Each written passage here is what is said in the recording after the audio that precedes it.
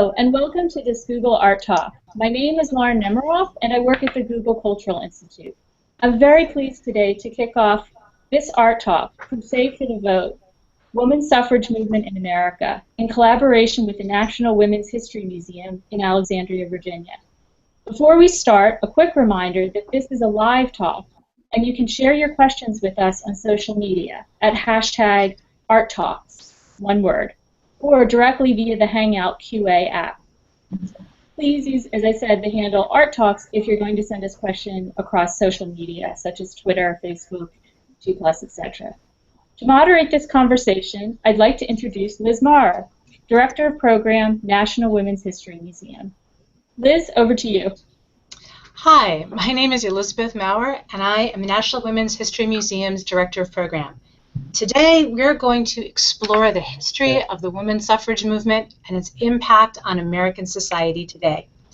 2015 marks the 95th anniversary of the passage of the 19th Amendment, which enfranchised American women. The National Women's History Museum has begun a 5-year initiative to count down to the 100th anniversary of the passage of the 19th Amendment, which was, I think you'd all agree, a momentous event in American history. And we're glad that you can all join us today. Today's talk, like Lauren said, will be live tweeted using the hashtag ArtTalk, or you can also use the hashtag Crusade for, the number 4, the vote. And I'll be looking at both of them if you have any questions. The path to the ballot was long and tenuous for women who lived in the United States, and history recognizes the 1848 Seneca Falls, New York Convention as officially starting the women's suffrage movement. Over the ensuing 72 years, generations of activists tirelessly worked until the 19th Amendment's adoption in 1920. Now, passage took the efforts of a wide range of American women, from the most radical advocates of male and female equality to those who saw the right to vote as necessary to achieve moral and social reform. And their efforts really set the stage for the grassroots efforts to come. And they proved that determined citizens can achieve change. The U.S. women's suffrage movement is filled with stories of passion, courage, and determination. And we're going to hear about those stories from our speakers today. Our speakers are Elisabeth MacNamara, who's the 18th president of the League of Women Voters and the chair of the League of Women Voters Education Fund. Allison Lang is an assistant professor of history at the Wentworth Institute of Technology, and she recently completed her PhD in history focusing on the suffrage movement and its symbolism. And since 2012, Jessica Tava has served on the board of directors of the National Women's Party, which owns and operates the Sewell Belmont House and Museum in Washington, D.C. And she's going to tell us a lot about Alice Paul, one of the most interesting characters of the suffrage movement. But I'd like to start today with Allison, and I think specifically to give us a context for the women's suffrage movement. Like, what rights did women have in 19th century America? Great. Well, I'm happy to be here today, and I'm thrilled to talk to you about the history of the women's suffrage movement. Before we dive into women's suffrage, I actually want to start with the first slide showing the signing of the Declaration of Independence. As you can see from this slide, there is a lot of white, middle-aged, older men, elite men in fine clothing in this room signing the Declaration of Independence, which states that all men are created equal, signed in 1776. And it's that same year that Abigail Adams wrote to her husband John Adams, who would become the President of the United States, to remember the ladies. And she was really thinking about giving women some more power, some more social power, some more political power. Of course, her husband John actually responded to this quote saying, "We know better than to repeal our masculine systems." So he has no intention of this new nation really changing dramatically the status of women. He believed really that women influence society without political power, that women could morally influence their husbands and raise virtuous sons, and that their husbands, their brothers, their fathers would manage the responsibilities of maintaining their family life, making money, and representing their wives, mothers, and daughters in politics. So not all men could vote at this time either. Women were not granted the vote in the new nation, but landowning requirements and poll taxes prevented a lot of white men from voting in the new nation as well. And no enslaved blacks could vote, of course, and very few freed or Native American men could vote either. But voting was really not Abigail Adams' top priority. She was really interested in things like improving educational opportunities for women or changing the laws of coverture. The laws of coverture, which were initially European laws, were accepted into the United States. And they said that basically that when women married, they really lost their legal identity. They couldn't own property, they couldn't control their own money, they couldn't sign legal documents either. If women worked, for example, their husbands actually controlled the money that they earned. They essentially lost their identity when they became married during the early 19th century. To the next slide, we have a portrait of Martha Washington, who becomes really a representative of ideals of womanhood during this particular period.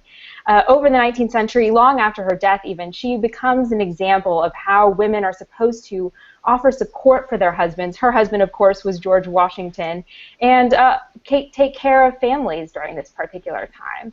So she actually facilitated her husband's political events by holding receptions for Washington and his political compatriots, and she did not have a direct influence on politics, but she indirectly influenced politics, and this is how women were supposed to be seen as political figures during much of the 19th century, really. It's not that everyone really agreed with this. So we go to the next slide with this portrait of Lucretia Mott, who's really one of this early women's rights activists. But she didn't gain her entree into the world of politics through women's rights, actually. She started as an anti-slavery activist.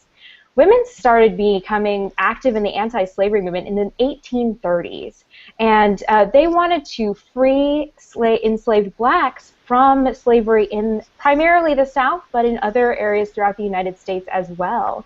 So it's women like Lucretia Mott, Sarah and Angelina Grimke, who are sisters who were from actually a slave-owning family in the South. They actually lectured publicly against slavery.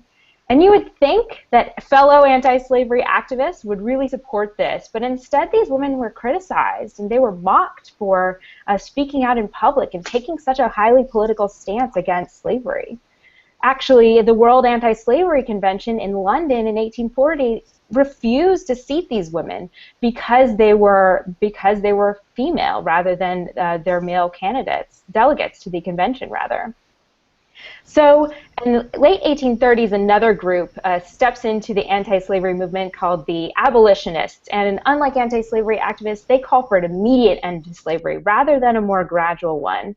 And it's in this movement that women are able to gain the experience as political leaders, as lecturers, as organizers, as writers, that they ended up using as they banded together in the decades that followed to promote a new, separate women's rights movement. And to go to the next slide, just to give you an idea of how the greater imagery of the voting scene is changing during this time. This is an 1852 painting that was reproduced in many popular prints. And you can see this is a voting scene. There are no women in this scene. There is a black man on the periphery. There are little boys playing as part of the crowd because they're expected to grow up to be part of the scene.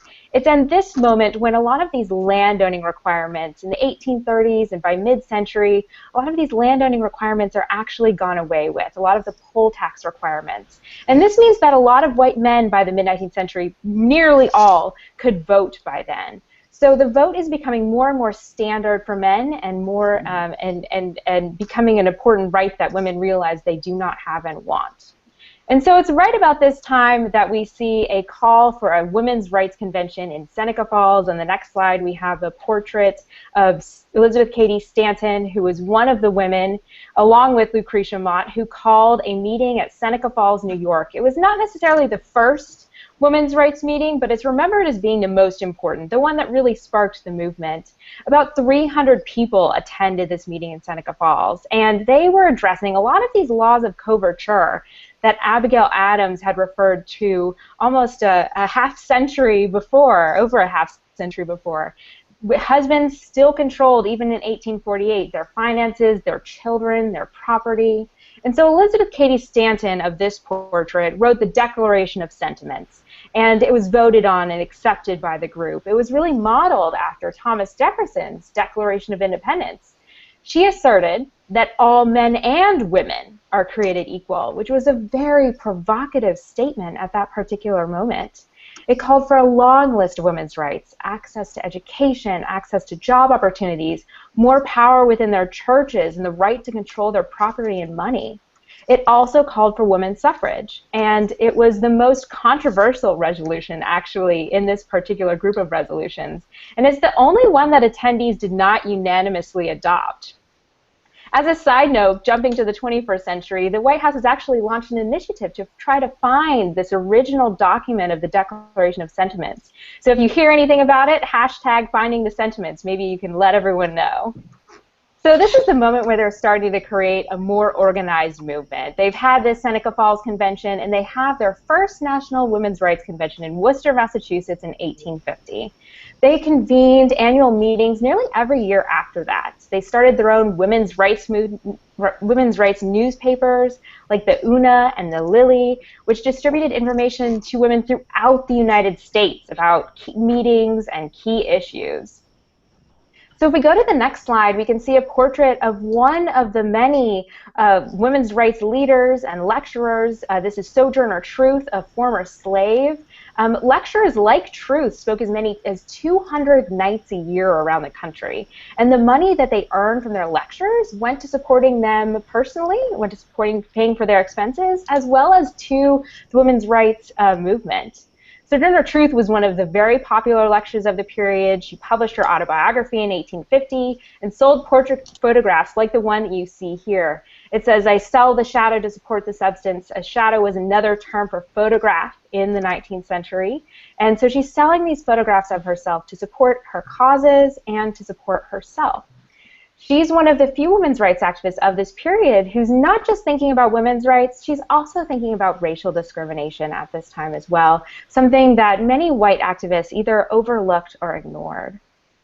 And if we go to the next slide, we can see that not everyone is happy with the fact that women's rights activists are becoming so political. This is a cartoon, one of the many, many political cartoons of the 19th century. From 1869, it shows that they're mocking suffragists for their cause. It's really a scene imagining what would happen if women voted. A woman on the left smokes a cigar, a man on the right holds a baby. He's being scolded by a very masculine-looking woman. This is kind of imagining the end of the world, the end of American society as 19th century Americans know it. This cartoon is actually published the same exact year as the first National Women's Suffrage Associations were established. So this is the period right after the Civil War, which was from 1861 to 1865, and African Americans were freed from slavery, and they became U.S. citizens at that time. The 15th Amendment in 1870 granted African American men the right to vote. And there was a significant disagreement about this, which led to ultimately the founding of these two national suffrage organizations. One we have in the next slide, Elisabeth Cady Stanton and Susan B. Anthony, and they founded the National Women's Suffrage Association. They actually opposed the 15th Amendment. They did not think that the 15th Amendment should have passed as it was. They wanted women to be included in the 15th Amendment. So they created this new organization as an organization that would fight for a new women's suffrage amendment. It was an organization led by women, and they were not just focused on the vote. They were pro-education. They wanted women to be able to divorce.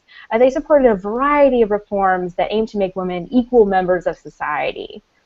On the other hand, we have the next slide with a portrait of Lucy Stone and her husband, Henry Brown Blackwell. They actually teamed with a number of prominent men and women reformers, actually, including the lecturer and author of the Battle Hymn of the Republic, Julie Ward Howe, writer Mary Livermore, and the famous preacher Henry Ward Beecher. And they created the American Women's Suffrage Association. And this organization, as you can see, it already included men and women as its leaders. It quickly became the more popular organization because it was more moderate in its aims as well. They focused solely on the vote, and that was in order to attract as many supporters as possible. They also focused on a more state-by-state strategy rather than a constitutional amendment.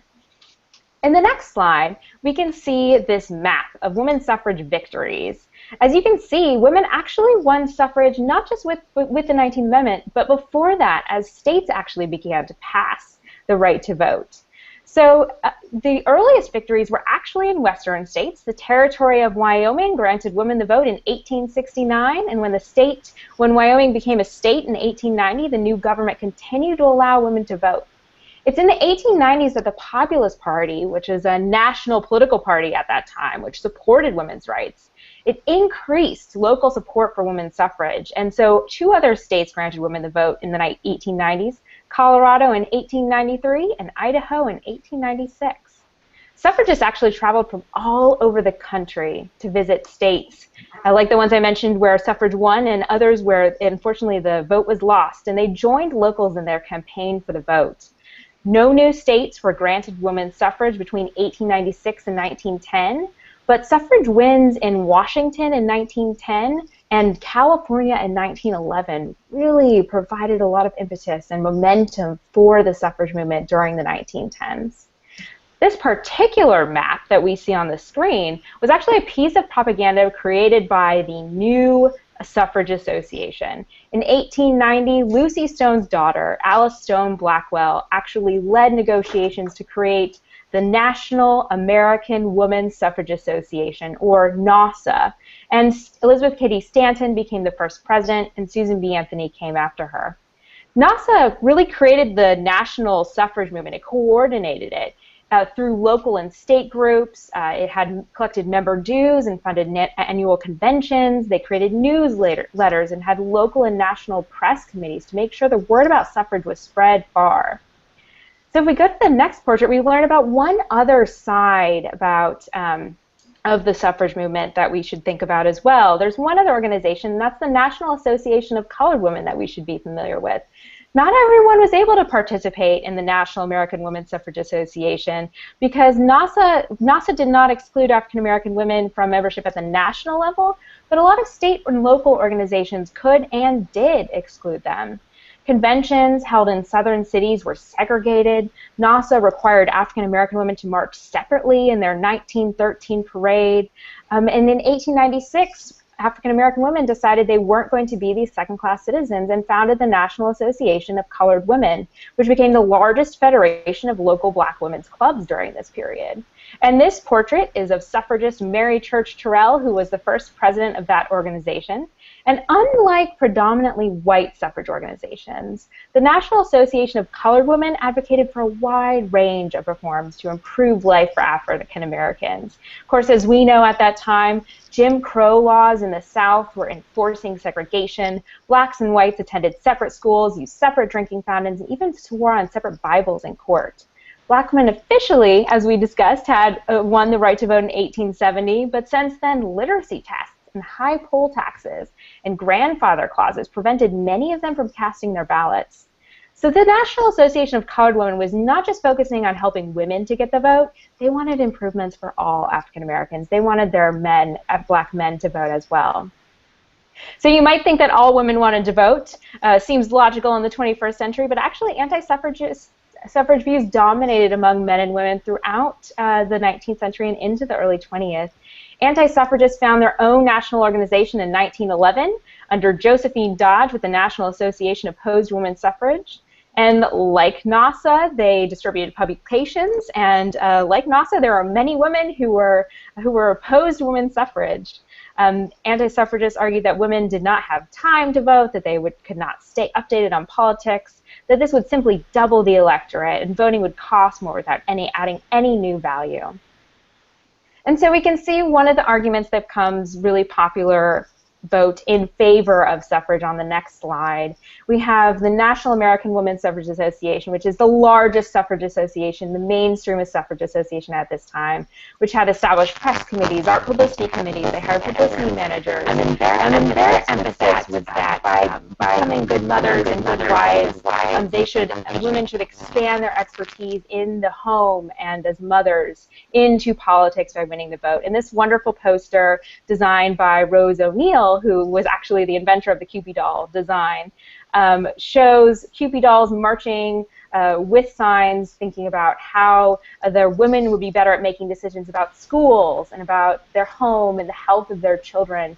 So the National American Women's Suffrage Association is really interested in thinking about using traditional women's roles to make their case. And Carrie Chapman Catt is, of course, the president of the National American Women's Suffrage Association. So I'm going to pass it on to Elisabeth MacNamara, president of the League of Women Voters, to take it from there. Okay. Do you want, Liz, is that how you want to work? Or do you want to move to Alice Paul? I would very much appreciate, because it's in order, is talking a little bit about Carrie Chapman Catt and her approach, so that we can then talk a little bit the contrast of Alice Paul, and then I think we really want to come back to the League of Women Voters and what happens around the ratification. Well, terrific. Okay. Perhaps we could start a little with Alice, and then at the point at which, because she was working with Carrie Chapman Catt for a short period of time, then Allison, maybe you could jump in, and as we talk about the various strategies that Alice Paul began to employ over the years, we can contrast it with what Carrie Chapman Catt was doing at that time. This is a young Alice Paul, and she was born into a Quaker family in Moorestown, New Jersey in 1855. And coming from a Quaker tradition of equality, social justice, this is something that is going to inform her personality as she grows older. She attends Swarthmore College and graduates in 1905 with a degree in biology and not being really sure what she wants to do with her life, and decides to go on do some settlement work in New York. Goes on, gets a master's degree in sociology in 1907 from the University of Pennsylvania, but is not sure this is really what she wants to do, and goes over to England. She does some settlement work there, takes some courses, and there is where she begins to become interested in suffrage. Yes, her mother had attended some meetings, but no particular interest during her college years. And she attends a meeting with Christabel Pankhurst where she's shouted down, and she thinks this is quite outrageous. And she's becoming and observing these things. And about a year later, she decides she's going to become active in the movement, and starts out by handing out flyers, starts going on depositions to Parliament. She's arrested, and during one of her stays in Holloway Prison, she goes on a hunger strike, and she's force-fed. And so she is observing the tactics of the Pankhursts, the the Women's Social and Political Union, which was run by Emmeline Pankhurst and her daughters. And she becomes more and more involved. Her mother keeps asking her, when are you coming home? And she says, oh, don't worry, everything's fine. But she does eventually come back in 1910 and starts speaking about suffrage in Philadelphia, and goes on to get a PhD from the University of Pennsylvania, and her thesis is on the legal position of women in Pennsylvania. Now, the other big influence over in England is, next slide please, is she meets up with Lucy Burns, who is shown on the left. Lucy Burns is another American woman, who Vassar graduate, And she is studying abroad on the master's level, and she gets caught up with the Pankhursts as well, and actually goes to work for the WSPU in 1909. It's not really clear. We think she met Alice Paul at a police station, but they hit it off, and they both recognize a need to really put some life in the movement in America. And Lucy comes back in 1912, and Alice and Lucy decide that our movement here needs a little shaking up. So they go to Nauza, and they talk to Dr. Shaw and Mrs. Pat, and they said, you know, we really think we need to work on this Susan B. Anthony's concept of going for an amendment. And so we'd like to take over the Congressional Committee in Washington. Now, the committee at that point was a committee in name only, and they said, fine, we'll give you $10, but you have to go raise your own money after this. So they come to Washington, and within less than 3 months' time, they decide they're going to put on a national suffrage parade the day before Woodrow Wilson's first inaugural. And they raise the money, and they organize this huge parade. Next slide, please. Well, you have to have a heroine, and the heroine is Inez Mulholland. She's going to lead the parade. She's been involved in other parades in New York. She's dressed in white, a white horse, and she's going to lead off the parade. And I believe there were some 8,000 women that were going to participate.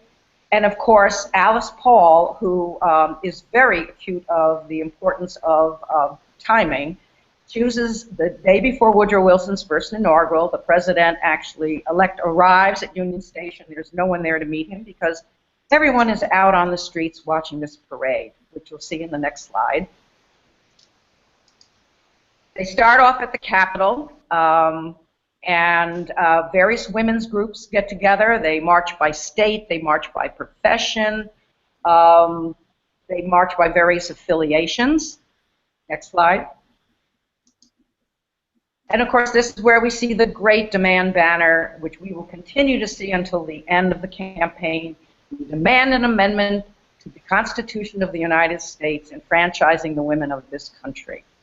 The other slide, you can see the various floats and, of course, the crowds. Next slide. This is a scene of what was going on that day. It's amazing they were able to advance at all. But there were mostly men out there. They'd been drinking, and they began attacking the women on the picket line. The police did nothing to protect the women. They had to call in forces from Fort Myer, the Army, to quell the riot. Women were pushed, they were shoved, they were thrown to the ground, their banners were taken from them, and it was just, well, it may have seemed like a disaster, but to Alice Paul, she thought this was fabulous because they made the front page of every paper, which is exactly what she wanted to do, get the issue out before the American public. Also part of the parade, next slide please, was the use of theatrical scenes and tableaus, which is another thing she would continue to use. Representations of democracy, liberty, done in these beautiful costumes. This actually took place on the steps of the Treasury building. The New York Times actually commented on how lovely it was. Meanwhile, the women, of course, are getting battered on the parade line. But this is sort of the beginning of what she's going to do. She's going to start doing things that other people haven't done before to get the message out and to keep the message out. So, next slide. So some of the things she's going to do is send cars across the country where a group would gather, women would speak. Now at this time, she's still a member of NAWSA, and they decide that they need another branch of the Congressional Committee so they can raise money, do the kind of things that they want to do. So they create the Congressional Union for Women's Suffrage, and they start raising money. Now, this is when things start getting a little dicey between her and the National, because one, there's a question of dues that they want coming back to the National, and Alice and Lucy feel, well, you know, we need that to run our own organization. they didn't exactly, being more conservative, approve of some of the tactics and the manner in which they brought attention to the way the Congressional Union brought attention to themselves. And so there were starting to become some friction there. And certainly, Allison, you feel free to comment on what their feeling was at this time as they start seeing Alice and Lucy begin to move forward in a very strong direction towards the amendment.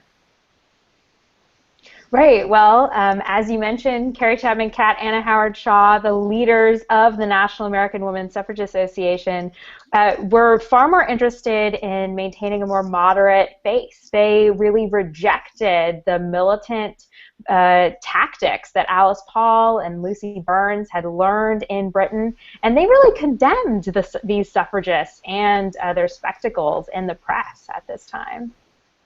Well, it's interesting because there was one particular thing that I know that they weren't very pleased about, and one of the tenets of the British movement was to hold the party in power responsible. And while, of course, we have a very different political system, there were parts of that philosophy that Alice Paul thought would work very well here. And that was to enlist the support of the president. We had a Democratic Congress, a Democratic president, and they should be leading the fight to, or certainly to support a plank, an amendment to support suffrage. So as soon as Alice and Lucy got together and started forming the Congressional Union, they began going over to the White House to talk to the president and to educate him. He says, I'm willing to learn. He was actually in favor of suffrage, but on a states' rights basis. He was not in favor of a congressional amendment. And so they decided, well, one way to get his attention is by holding the party in power responsible. We're going to go out west where women have the vote. And when there are the congressional elections, we are going to ask the women of the West with the vote not to support the Democratic Party, because the Democratic Party is not supporting suffrage. So if we go to the next slide, you can see that they go to one of the states where women have the vote is Colorado. You have the vote, get it for the women of the nation, support your sisters out east who don't have the vote.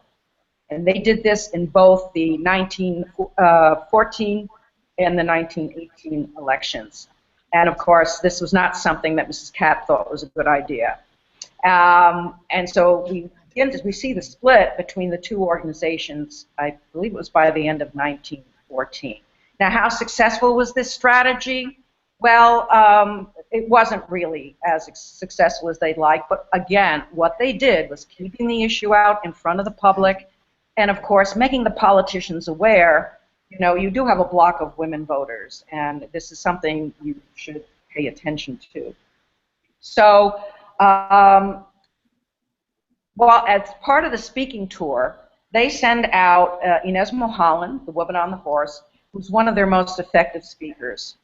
And this is a portrait of her. And while she is out in California speaking, she collapses and dies a month later. She's been suffering from pernicious anemia, and she becomes a martyr to the cause.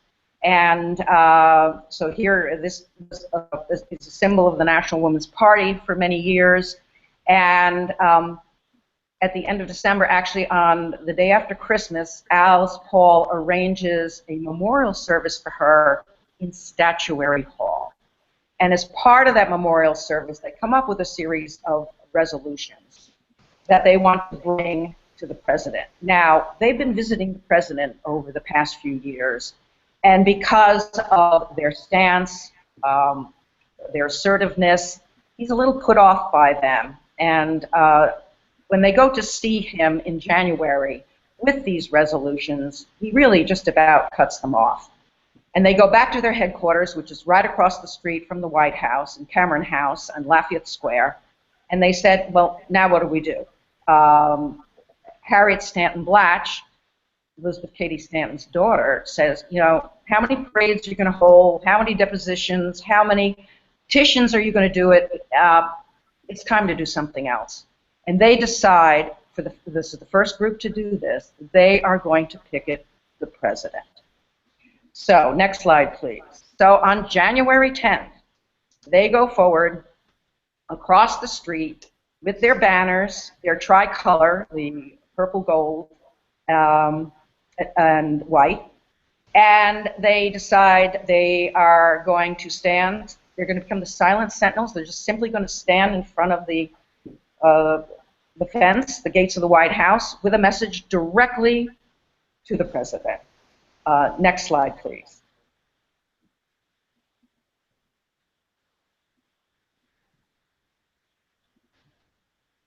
Mr. President, how long must women wait for liberty? Mr. President, you say that liberty is a fundamental demand of the human spirit. They're going to use Woodrow Wilson's own words about democracy on their banners. And people are kind of amused by this. It's a little shocking. No one's done this before, but the women simply stand there. It's the winter. They figure, well, this isn't going to last very long. But they decide they are going to picket every single day except for Sunday. And then they start having specific days for states. They had a College Women's Day where 13 colleges were represented. And they actually do hold a session of picketing on one Sunday to allow the working women in the factories who come from Philadelphia and Baltimore, so that they have a day where they can get on the picket line and have their say. Next slide, please. We're starting to notice that other women in Europe are getting the vote, and so we are going to talk about that. And then they put out basically a brochure. Why are we picketing? And at this time, you know, there's some question whether the U.S. is going to enter into the First World War. And they're talking about how much had been lost and the necessity of being part of the general discussion of the way the government is being run. So they are coming out with their little manifesto. This is why we're doing this. Next slide, please. So things are fine. They get through the winter. They do stop picketing at the end of the congressional, when Congress is in session, to start it up again. And but between that point and in June, when they start getting back to picketing, we have now entered World War I in April of 1917. And the question becomes, do you picket a wartime president? Alice Paul harking back to the fact that the women stopped their movement for the Civil War with the promises that they would be taken care of, that they would be getting the vote. And when that didn't happen, she said, well, here we are, we're still fighting. And so we're going to continue. And there were members who left the organization, and she said, if you feel you need to work for the war effort, that's certainly fine, but we are going to continue going forward. And so when the Russian envoys came over, at that point, the Russian women had been given the vote. We can go back to the next slide, please. They said, well, you know, Mr. Wilson is saying we're a democracy. We're not, because half of the population doesn't vote. And so the slide all the way on the left, you can see there's someone actually attacking him on the picket line.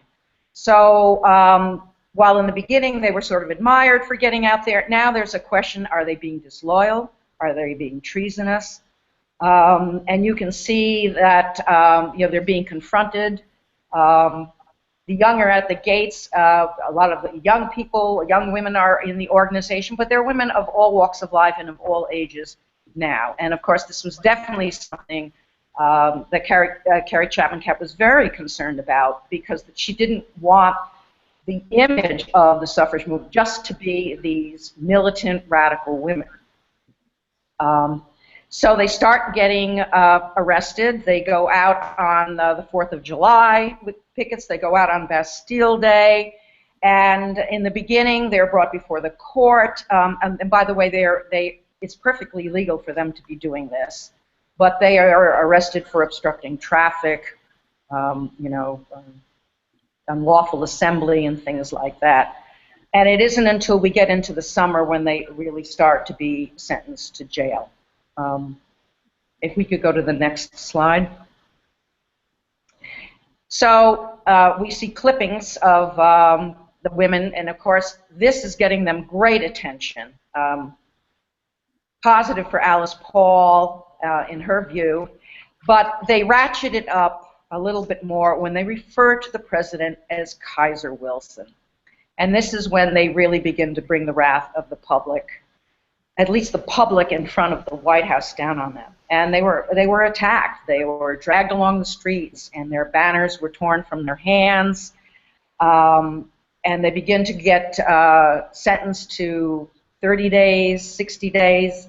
They will not pay a fine. They said, we've broken no laws. And so the rhetoric is really beginning to heat up. And so they start getting arrested. They start going to the Occoquan workhouse and in the D.C. jail, where conditions were absolutely horrendous. And if we move to the next slide, please.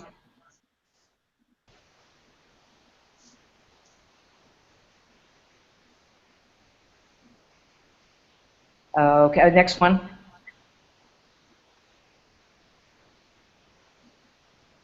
And then in September at a draft parade, they show up with this banner: Mr. President, it's unjust to deny women a voice in their government when the government is conscripting their sons. And there you can see with the original banner.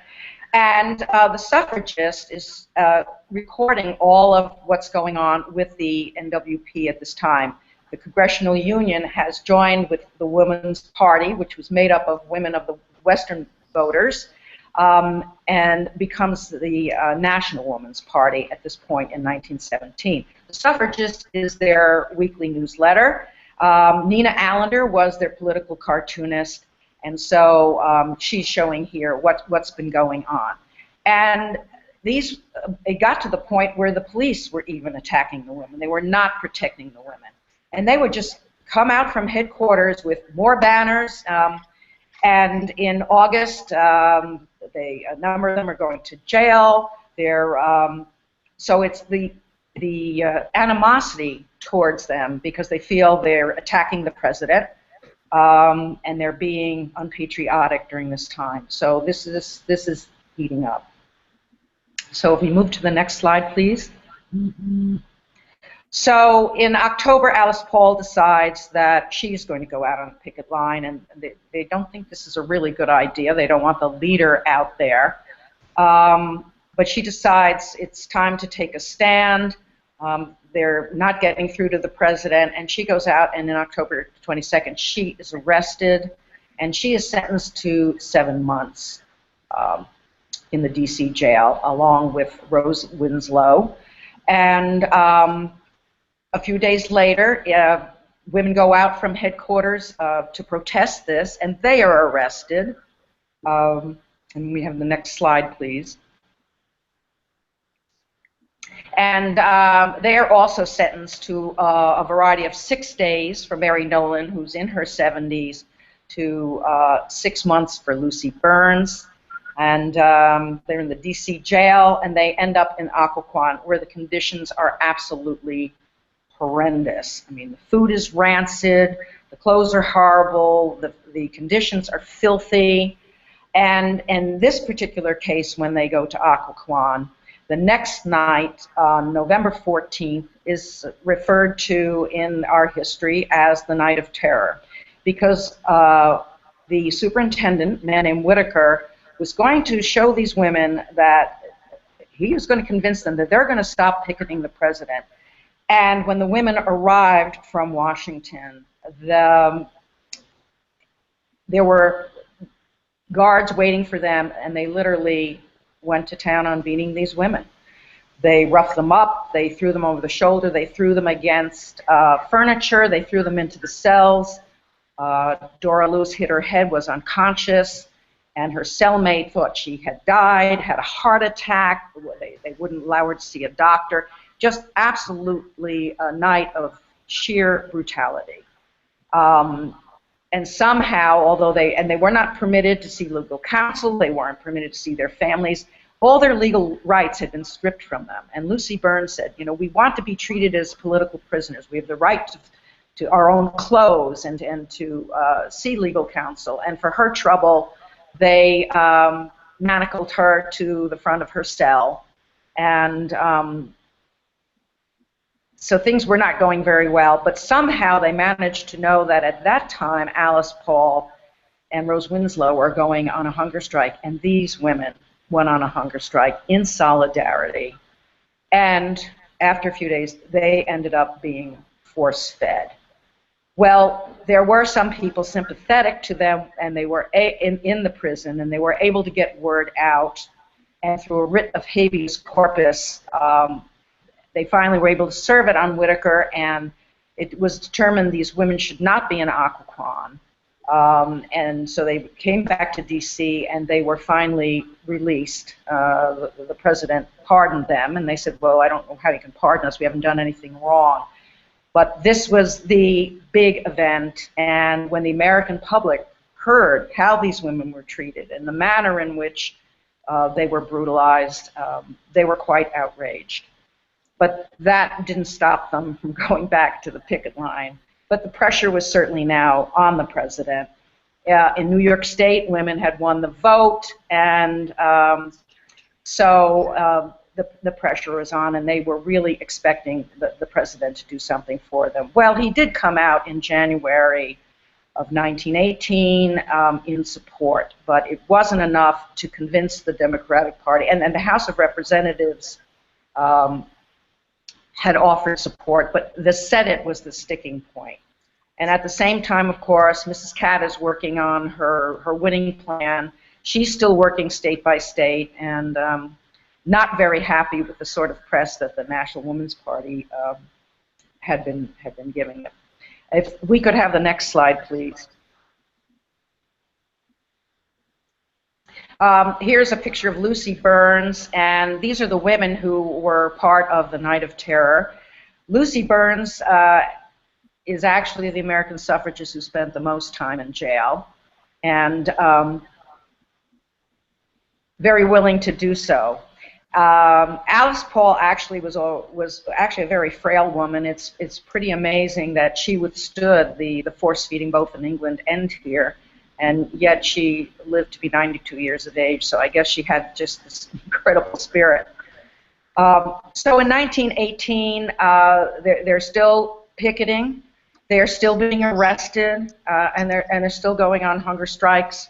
And so we moved to 1919, and it's still the sticking point is the Senate. And so they're going to go to a new method. If we could go to the next slide. Oh, I did want to show you this. This is a jail door pin that was given to over 100 women who had served time in jail. It's based on a pin that Alice Paul received from the Pankhursts, and it is a symbol of their time. And a great in 1917 there was actually a gathering at the Blasco Theater where these women who had recently come out received it, and on the strength of their story and what they'd been through, they raised $86,000 in one night for the NWP, which is quite an incredible number for those days. If we can move to the next slide. Well, you know, it's 1919, and the NWP still feels that the president isn't doing enough to get the final 2 votes that he needs in the Senate. So the women who had been incarcerated go out on the prison special, and they go across the country in their prison attire to talk about what they went through, why women need to vote, and again, using great PR. Next slide, please. In addition, they are going to start doing the watchfires, and they begin in Lafayette Park and across the street from the White House. They are going to actually set fire to Woodrow Wilson's own words about democracy. Yes, they are arrested. Yes, they go to prison, to the jail, but they're not going to give up. I mean, they are determined to see this through. They've already put their lives on the line by going on hunger strikes. They're going to see this through to the end. And as you know, the president goes over to Europe, involved in the end of the war, trying to establish the League of Nations. And when he comes back to Boston, he's met by a group of women from the NWP who are promptly arrested and put in jail.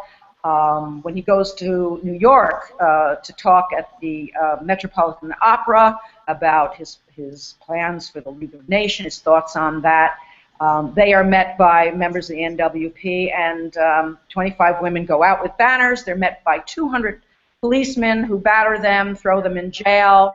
The headlines are that the women attacked the police. So even though they've gone through this and the public is aware, and there's still this, we're going to do it till we get it done, and there's still very much resistance trying to tame these women, put them in their place, that this is not appropriate for them to do this. But ultimately passes both houses of Congress and goes out for ratification. So let's just move quickly to the next slide, next two slides. Alice Paul, as the ratification goes on, she's sewing on a star for each of the states that ratify, and then the final slide, back, no, sorry, two, back, one more back. She throws the banner over the headquarters. We have lost this banner. We're hoping it's in somebody's attic somewhere, so like the Declaration of Sentiments, please be on a lookout for it. She goes on to continue with the National Women's Party and to introduce the Equal Rights Amendment, continues to fight for an amendment of a simple statement of equality in the U.S. Constitution, still not part of our Constitution today. Thank you, Jessica. Right. So Alice Paul was very radical in her approach to getting the suffrage amendment passed, in quite a contrast to Carrie Chapman Catt. So I'd like to go to Elisabeth MacNamara from the League of Women Voters and hear a little bit more about Carrie Chapman Catt's perspective, also how the League of Women Voters was founded and what the League of Women Voters is doing today, keeping in mind that tomorrow is Election Day. That's correct. And as far as the League of Women Voters is concerned, every year is an election year, not just presidential election years. And so I appreciate it because the League is, in fact, League of Women Voters is, in fact, the only living outgrowth of the suffrage movement. Carrie Chapman Catt did pursue a more conservative approach, an approach that did go state by state, but was mainly focused on getting that federal amendment. And the federal amendment, she felt that the federal amendment could be achieved by using every available weapon at her disposal, including getting the vote for women wherever it could be gotten, on whatever level in the various states. So the western states had been coming in as suffrage states, but there were states in which it was going to be possible to get women the right to vote by not by going to referendums, believe it or not, in the states, because a lot of those were failing. I think she went to North Dakota or South Dakota 2 or 3 times, but to get them actually through state legislatures. If by the time we get to 1916, the women have not 1916. I'm sorry, 1918. Women have got enough votes for primary electors to be able to control who the electors were going to vote for in terms of president. So the strategy was very different. It was much more behind the scenes, but it took both parts of it. It took both approaches in order to be able to get the vote. One of the unique things about Mrs. Catt was that she was an absolutely superb organizer. She had succeeded Susan B. Anthony in 1900 as president of the National, served for 4 years, and decided that the movement at that time, quite frankly, was in such disarray that she was going to leave for a while. She did actually visit. She did a round the world tour and worked for suffrage all over the world, including with the Pankhursts. in England for a period of time. But she returned and literally was drafted in 1915 to come and take over the movement. And it was then that she developed her winning plan. And that winning plan involved, as I said, an all-out assault using every available weapon. Some of them, quite frankly, not too terribly. Some of them were very, very political. She also understood, however, that getting the vote was not the end of the fight. It was really the beginning of the fight. Because if the vote wasn't used, if women were not able to register and vote, then the vote was not going to be effective. She believed that when 23 million women being enfranchised all at the same time, there was a possibility of creating the ideal citizen, someone who was rational, independent, informed. But she needed, first off, she needed votes for women. Secondly, she needed political education for women. And thirdly, she needed an institutional vehicle in order to in order to give women the voices that they need. And the League is that institution. The League is that organization, and we carry that work on today. In every single election in modern history, women have turned out to the polls in greater numbers than men. Women, but they need education. All voters need education. What women needed in 1920, we quickly discovered all voters need in every single election. One of the questions that I was asked to address were what some of the challenges are for voters today. And they're the same challenges that women voters encountered in 1920, and that is you need information. You need information because we have a very localized process in our election system in this country, and our election laws change. So you need to have some reliable source of information as to where to register, because if you can't register, you can't vote, of where to go to vote, of how to get information on candidates, of how to interact with candidates, of what the issues are. And the League set about doing that, and we continue to do that work today as we are moving more and more into an online environment. And if we could pull the slide up on our one of the Vote 411 slides up as we move along. Here we go. That last one was good. I love the one with the American flag. We're all equal on election day, and your vote, if you don't vote, you really do not matter. And so one of the goals of the League from 1920 and for the last 95 years has been to make sure that voters have accurate information, especially now as over the last 10 years or so we have seen a renewed effort to limit the vote. When women got the vote, obviously, there were huge express legal limitations on who was able to vote. Later, and of course, as we've been talking about this afternoon, even though the 15th Amendment guaranteed black men the right to vote, it wasn't until 1965 with the Voting Rights Act that right to vote actually became meaningful, and that was largely because of the ability of states and localities to either control through laws or control through customs who got to vote. And so getting information, not changing laws, or making sure that there are as few barriers as possible to voting is one of our principal challenges today. In addition to a very diffuse system that can be a challenge for a mobile society, we've also been seeing in the last decade or so some express efforts to erect barriers to voting, such as restrictive voter photo ID, cutbacks in one of the huge innovations in making voting more accessible to more people, and that would be cutbacks in early voting. We're also seeing restrictions on who can register voters. We're seeing a lot of things happening now that we have not seen in 50 years. And so it's absolutely critical that voters have the information that they need and can get it in as more and more and more in an online platform. The League's very, very proud of its vote411.org voter information site. This is a site that is active right now. It is active at all times. But now as we approach election days, more and more people are going to be going to the site looking for information on where to go vote, what's on their ballot. Depending on what to bring with them to the polls. What are the election laws? Have there been any changes in the election laws? When do you need to register? How do you need to register? And these are some of the things that we focus on now, just as our ancestors or our founders did in 1920, is making sure that everybody can register, that every eligible voter has equal access to the polls and has the information that they need to go and vote. That's the lesson of all of the efforts of the suffragists here in the United States and around the world, is that it's not just a matter of getting the vote. You've got to do everything you can to be part of this, because if your vote is your voice. But it's also a matter of using that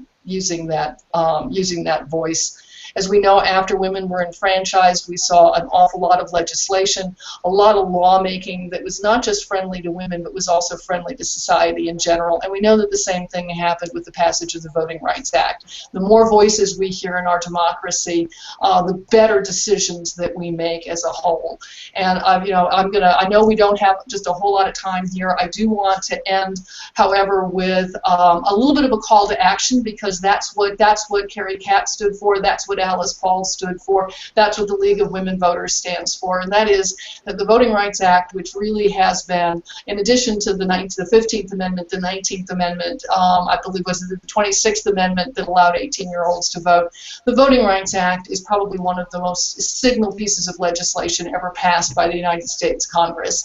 It was a brilliant construct that swept away all of those Jim Crow customs in voting and truly allowed racial and later language minorities to have a voice in our society. The benefits that we have gotten out of the Voting Rights Act just cannot be underestimated. And yet we now know that we've had a 50-year fight on our hands to get rid of the Voting Rights Act or erode the benefits of the Voting Rights Act that culminated in the Supreme Court decision a couple of years ago, Shelby County versus Alabama versus Holder.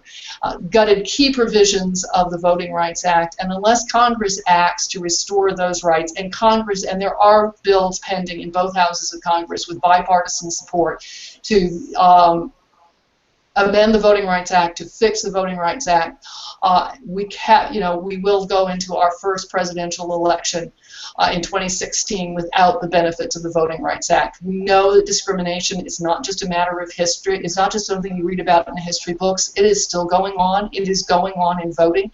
It is going on in states formerly covered by the Voting Rights Act and which were never covered by the Voting Rights Act. But we do now have the vote. We all do have that voice, and it is absolutely imperative, like Carrie Chapman Catt and Susan B. Anthony and Alice Paul and all of those wonderful women that fought so hard to give us a voice, so that we've raised those voices now and ask Congress to make sure that this election is protected. That's our legacy, that is our history, and that's what we need to do at this point in time. So I want to thank everybody for letting me participate, and just ask everyone to remember vote411.org. It is one of our prides and joys, and to remember that the women's movement is alive and the women's suffrage movement is alive and well in the League of Women Voters, and that everyone is welcome, men too, just as in the old days. And we hope to all see you on Election Day. That's terrific. Thank you, Elisabeth. It occurs to me that Alice Paul and Susan B. Anthony and Elisabeth Cady Stanton and Lucretia Mott dedicated their lives and their health, in some cases, to achieving the vote for women, and they would be hugely gratified to hear that the election turnout numbers, at least among women and men and everybody, were extremely high, sort of in honor of the sacrifices that they made.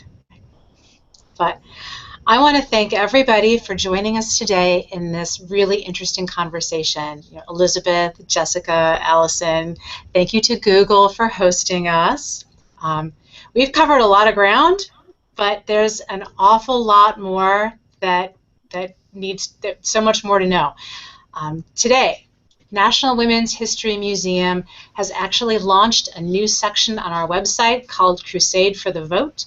This resource center explores the subject of the fight for suffrage through the events, the personalities, the primary source materials, and it includes educational resources for students and teachers.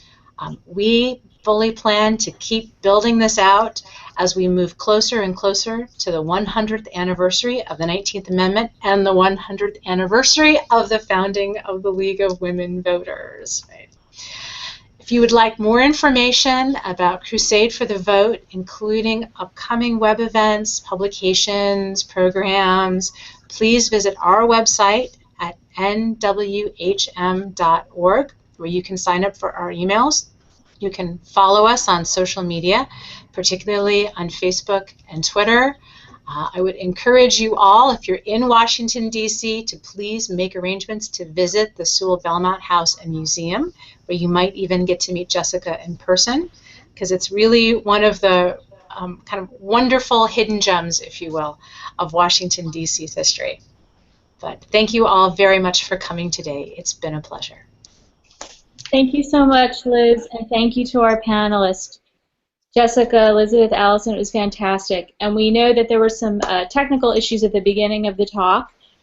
There will be a recorded version, obviously, of this live stream event on the Google Art Project YouTube channel, and we'll also be reposting on our various social channels, Art Project and Google Cultural Institute. And we will share this link to this fantastic, rich website from the National Women's History Museum. So thank you. And also to vote411.org, because this is just the beginning of a long and very rich history that I think some of us need to start diving deeply into, and also before and after Election Day. So thank you all very much. Thank you. Thank you to our live stream audience. See you next time.